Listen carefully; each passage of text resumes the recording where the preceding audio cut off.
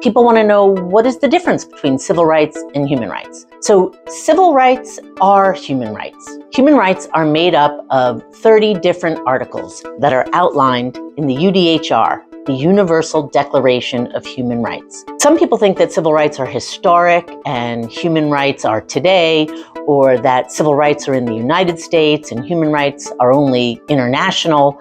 But actually, human rights apply to everyone at all times, everywhere. And they're made up of a bunch of different kinds of rights. There's one group of rights that are civil and political rights. We kind of call those civil rights. And then there's another group of rights called social, economic, and cultural rights. And we sometimes shorthand that as economic rights. So civil rights. Some examples are these: your right to vote, your right to free speech, your right of assembly or to a fair trial, and there are a bunch of others. Those are rights that you get by being the citizen of a country. Those are rights that your government assures you. Human rights are rights that every person has no matter where they're born, no matter what country they live in. And those are rights like the right to an education, the right to health care, the right to work, the right to leisure.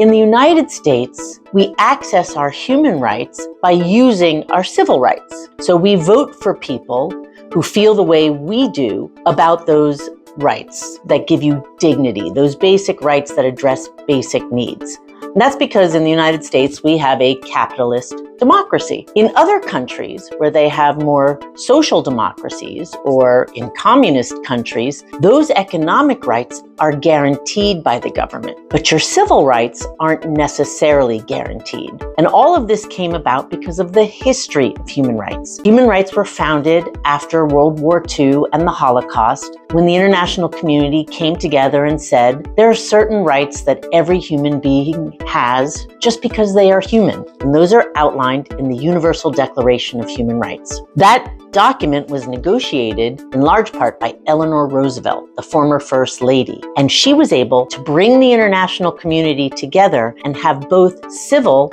and economic rights in the same document and get the whole world to agree that those were the Universal Declaration of Human Rights that would apply to all people everywhere.